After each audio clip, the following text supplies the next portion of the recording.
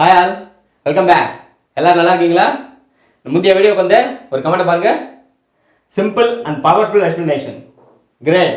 அந்த வீடியோவுக்கு பொருத்தமான கமெண்ட். எம்பட்டிக் அஃபர்மேட்டிவ் பற்றிய பவர்ஃபுல் எக்ஸ்பிளனேஷன் அதில் இருக்கு. எளிமையோட தமிழ் மாதிரி சரளமாக இங்கிலீஷ் பேசணும், தப்பு இல்லாமல் கற்றுக்கணும், குழப்பமே இருக்கக்கூடாது, சந்தேகம் வரக்கூடாது. அப்படியே சந்தேகம் வந்தாலும் அதுக்கு தெளிவான தீர்வு கிடைக்கணும். அதுக்கு என்ன செய்யணும்? முயற்சியை சரியாக செய்யணும். நீங்கள் செய்ய வேண்டியது நமது இங்கிலீஷ் மேட்ச் சேனலை சப்ஸ்கிரைப் பண்ணி ஆல் ஆப்ஷனை சூஸ் பண்ணி வச்சுக்கோங்க. சேனலில் உள்ள ஆல் வீடியோஸும் பாருங்கள், அசத்தலாம். இந்த வீடியோ நமது குறிக்கோளை அடைவதற்காக வருவது வீடியோ நம்பர் 18. இதில் நாம் பார்க்க போகிறது மாடல் வெர்ப் குட். கேனோட பாஸ்ட் டென்ஸ். கேன் சம்பந்தமாக 3 வீடியோ பார்த்துருவோம். Part 1, part 2, part 3. அதில் பார்ட் 2ல் நான் ஒரு விஷயம் சொல்லியிருந்திருப்பேன், ஞாபகப்படுத்தி பாருங்கள். கேன் ஒருவருடைய எபிலிட்டியை குறிக்க பயன்படுகிறது. இந்த எபிலிட்டி 3 வகையில் வரும். ஒன்று கடந்த காலத்தில் இருந்தது, 2வது இப்போ இருப்பது, 3வது வருங்காலத்தில் இருக்க போவது. இதை இங்கிலீஷில் past ability, present ability, future ability அப்படின்னு சொல்கிறோம். இதில் ப்ரெசன்ட் எபிலிட்டி, ஃபியூச்சர் எபிலிட்டி இது ரெண்டையும் குறிக்க கேன் பயன்படுகிறது. ஆனால் பாஸ்ட் எபிலிட்டி இதை குறிக்க கேன் பயன்படாது. வேற எது பயன்படும்? அதுக்கு தான் கேனோட பாஸ்ட் டென்ஸ் குட் பயன்படும். அந்த போர்டை பாருங்க. இதில் என்னெல்லாம் தெரியுதோ அது எல்லாமே கேனுடைய எக்ஸ்பிளனேஷன். இந்த போர்டில் இருக்கிறத அப்படியே குட்டுக்கு மாத்தினா எப்படி இருக்கும்? இப்படி இருக்கும். இந்த 2 வரி குட்டோட யூஸ் 1, 2, 3, 4 இந்த 4 பாயிண்டும் அதற்கான விளக்கங்கள். இது ரெண்டையும் பெர்ஃபெக்டாக கற்றுக்கிட்டா இந்த பாடம் முடிஞ்சு. இப்போ இதில் என்ன இருக்கு பார்ப்போம். ஒருவரிடம் அல்லது ஒன்றிடம் ஒரு செயலை செய்ய முடிந்த தன்மை அல்லது செய்ய இயன்ற தன்மை எபிலிட்டி கடந்த காலத்தில் இருந்தது எனும்போது அதை வெளிப்படுத்த குட் பயன்படுகிறது. இங்கே கவனிக்க வேண்டியது எபிலிட்டி கடந்த காலத்தில் இருந்தது. உதாரணமாக, நான் ஸ்கூல் படிக்கும் பொழுது எனக்கு மெமரி பவர் அதிகம், நிறைய மனப்பாடம் பண்ண முடிஞ்சு. ஆனால் இப்போ காலேஜ் படிக்கும்போது அது முடியலை. அப்போ முடிஞ்சது இப்போ முடியலை. அதுதான் பாஸ்ட் எபிலிட்டி.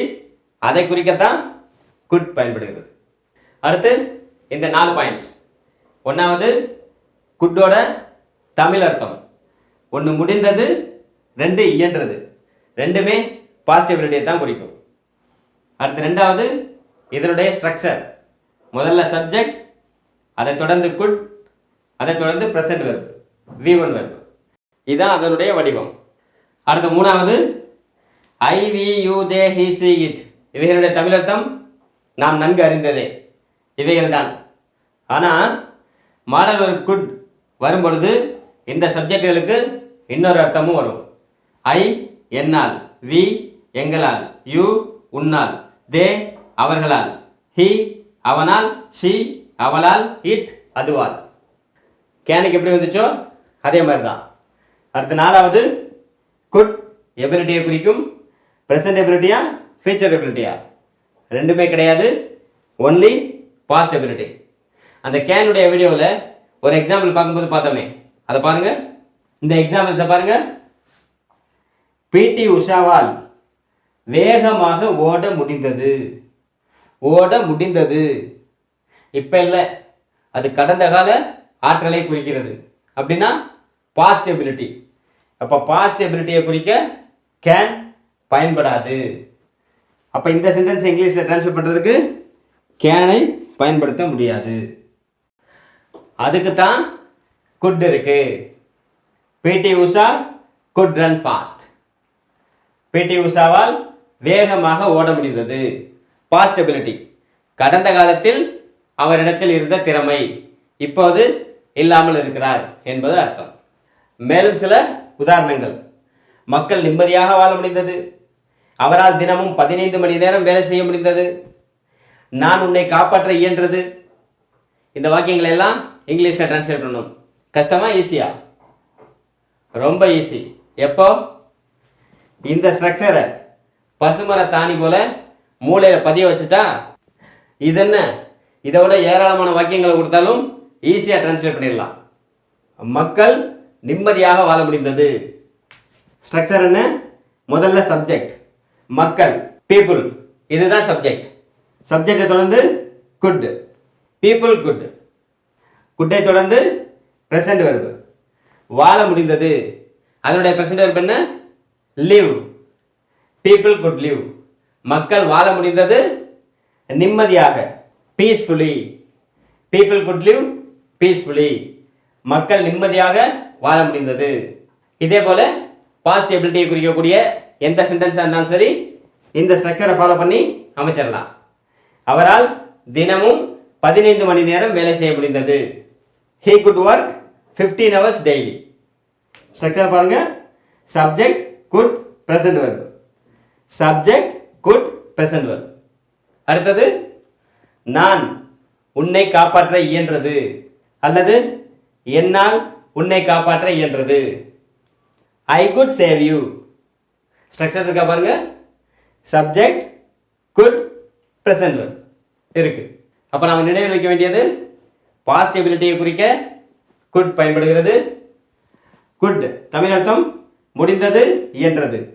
முடிந்தது அல்லது இயன்றது ரெண்டும் ஒன்று தான். அதனுடைய structure subject good present verb. இந்த 3 சென்டென்ஸுமே அப்படிதான் இருக்கு.